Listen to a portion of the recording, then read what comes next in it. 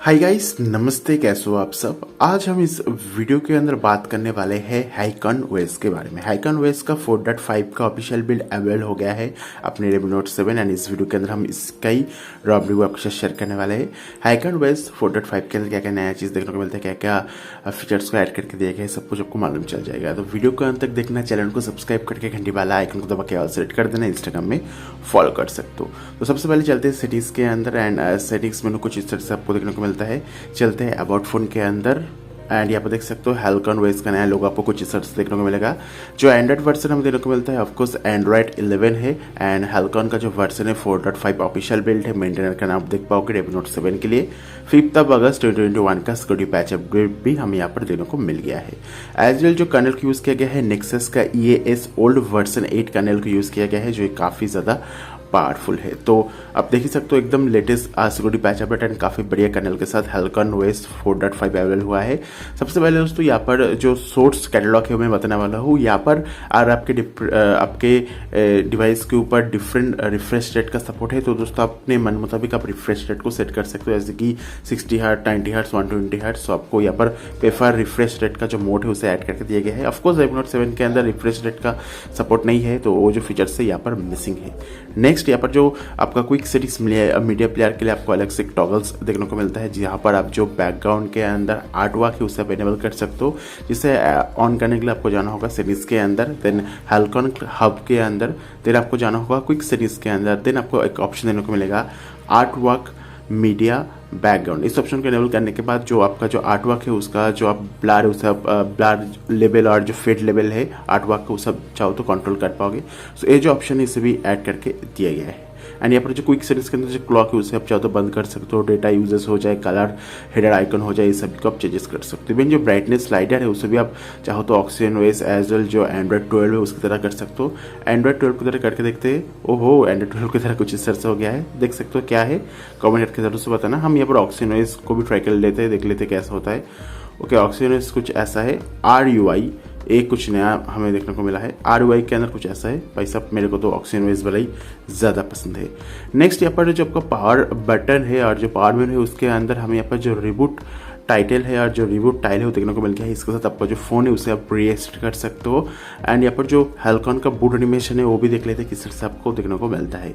And इस ROM को install करना बहुत ही ईजी है। मैं आपको नीचे डिस्क्रिप्शन बॉक्स में इस ROM का जो डाउनलोड लिंक है प्रोवाइड कर दूंगा, वहाँ पर जाकर आप इस ROM को डाउनलोड करके आपके फोन के ऊपर TW रिकवरी और ऑरेंज रिकवरी से फ्लैश कर दीजिए। फ्लैश करने के बाद सिंपली रिबूट कीजिए एंड कुछ इस तरह से आपको HyconOS का जो बूट एनिमेशन है वो देखने को मिल जाती है। काफ़ी बढ़िया है दोस्तों, शायद फॉक्स है एंड बढ़िया बूट एनिमेशन है। Let me know in the comment box आपको इस ROM का बूट एनिमेशन कैसा लगा है। देखो काफ़ी बढ़िया बूट एनिमेशन है।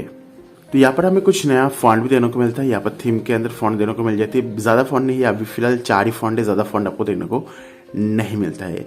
नेक्स्ट यहाँ पर हमें डायनामिक वॉल्टी एंड वो वाईफाई का जो आइकन है वो देखने को मिल गया है। अभी फिलहाल मेरे फोन के ऊपर कोई भी मैंने सिम कार्ड को नहीं डाल के रखा है, इसलिए मैं आपको नहीं दिखा सकता हूँ। बट यहाँ पर आपको जो है डायनामिक वॉल्टी एंड वो वाईफाई का जो आइकन है देखने को मिल जाती है। ना दोस्तों, डायनामिक वॉल्टी एंड वो वाईफाई का आइकन क्या है? एक्चुअली आपको एक ही आइकन के अंदर वॉल्टी एंड वो वाईफाई का जो आइकन है वो देखने को मिल जाएगा।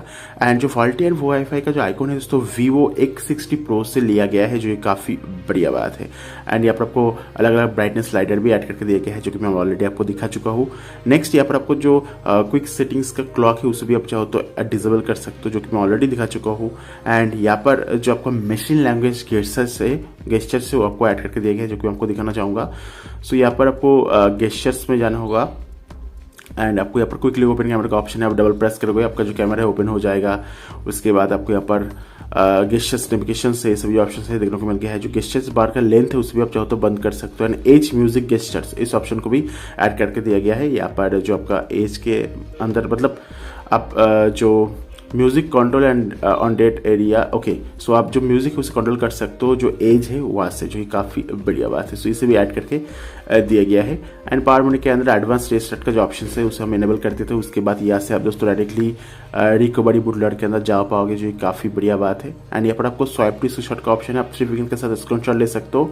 एंड जो स्क्रीनशॉट का क्वालिटी है उससे आप दोस्तों ऐसे चेंज कर सकते हो। शेयर एडिट का ऑप्शन है, स्क्रॉल का भी ऑप्शन है, तो आपको स्क्रॉलिंग स्क्रीनशॉट का भी जो सपोर्ट है इस बिल्ड के अंदर डाला गया है। क्विक टॉर्च का ऑप्शन है, आप लॉन्ग प्रेस करके अपने फोन को लॉक करने के बाद तो आपका जो टॉर्च है उससे इनेबल हो जाएगा। तो देखो, ओ भाई साहब जो टॉर्च है इनेबल होना चाहिए, बट यहाँ पर फ़ोन ही हमारा अनलॉक हो जा रहा है। सो ये जो ऑप्शन है ये देखने को मिल जाती है। सो काफ़ी बढ़िया है।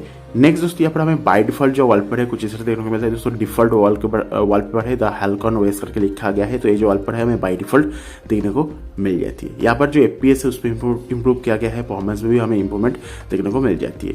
एंड जो नाउ प्लेइंग है उसका कंप्लीटली सपोर्ट यहाँ पर डाल दिया गया है। नाउ प्लेइंग यहाँ पर बहुत ही बढ़िया काम कर रहा है। नेक्स्ट यहाँ पर हमें दोस्तों जो कुछ क्लॉक देखने को मिल जाती है। सो सबसे सेटिंग्स में हमारा क्रैश कर गया, कोई बात नहीं।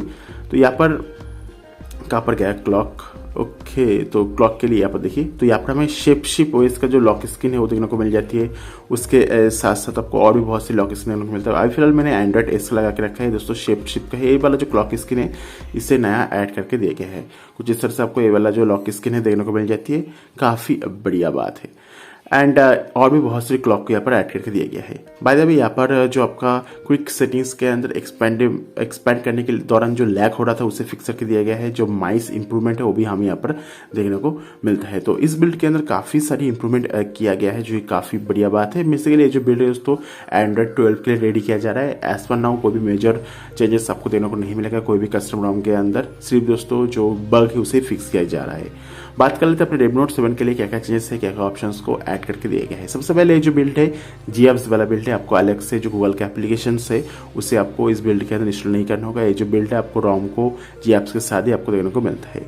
नेक्स्ट यहाँ पर जो UI के अंदर लैग्स था उसे फिक्स करके दिया गया है। UI अभी बहुत ज़्यादा स्मूथ हो गया है एंड जो सिस्टम स्टेबिलिटी है उसे भी इंप्रूव करके दिया गया है। एंड ये जो बिल्ड है दोस्तों इन्फोर्सिंग वाला बिल्ड है, तो आपको जो आपका प्राइवेसी है उसके अंदर कोई भी आपको दिक्कत नहीं है कि आपको स्ट्रॉन्ग सिक्योरिटी भी देखने को मिलेगा। सो ऑफकोर्स इन्फोर्सिंग वाला बिल्ड होने का जो फायदा है वो आपको यहाँ पर देखने को मिलता है। नेक्स्ट यहाँ पर हमें सिस्टम के अंदर जो शामी पार्ट्स का ऑप्शन है वो देखने को मिल जाती है। जैसे कि यहाँ पर आपको डिस्प्ले कलर कैलिब्रेशन का ऑप्शन है, red green blue saturation value contrast हुए सभी को आप चूज कर सकते हो। ग्रे स्केल डिस्प्ले का भी ऑप्शन देने को मिलेगा।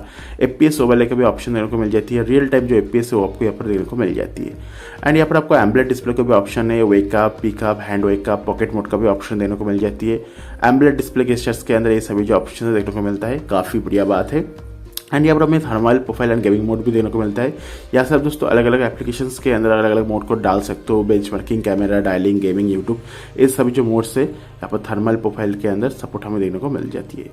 नेक्स्ट यहाँ पर आपको यहाँ से आप इन्फोर्सिंग से परमिसिव कर सकते हो। यहाँ पर हमें शामी डार्क का ऑप्शन है। यहाँ से आप EMI का साउंड एनालाइजर को इनेबल कर सकते हो। अलग अलग हेडफोन टाइप को चूज कर सकते हो। यहाँ पर जो प्रीसेट है उसे आप डाल पाओगे।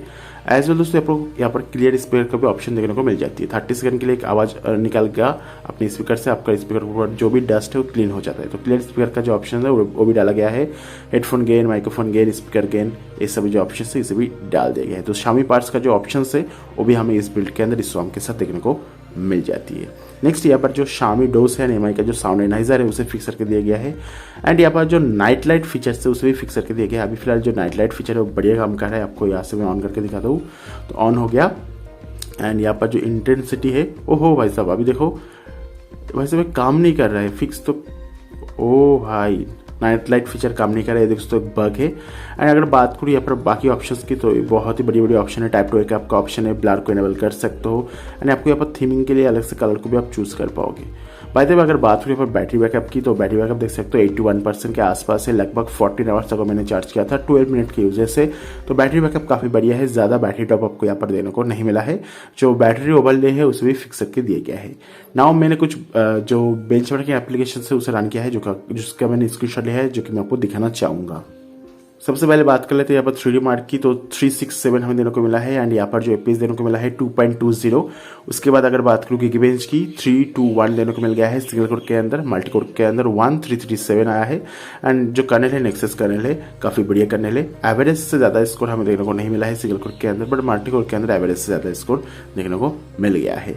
नेक्स्ट अगर बात करूँ CPU थ्रेडिंग की, देखिए पर लगभग 5 मिनट के लिए जो टेस्ट हम रन किया था, मैक्स गया है 136, एवरेज है 151, मिनिमम है 132। जो मैक्स है वो काफ़ी बढ़िया है, एवरेज भी काफ़ी बढ़िया है, तो आपको परफॉर्मेंस एकदम अप टू द मतलब टॉप टू द नॉच बहुत ही बढ़िया आपको परफॉर्मेंस देने को मिलता है स्टॉर्म के साथ। एंड सेफ्टनेट भी पास कर चुका है, मतलब जो बैंकिंग एप्लीकेशन होगा गूगल पे, फोन पे, एसबीआई, यूनो, इस तरह की एप्लीकेशन स्टॉर्म के अंदर बढ़िया काम करेगा।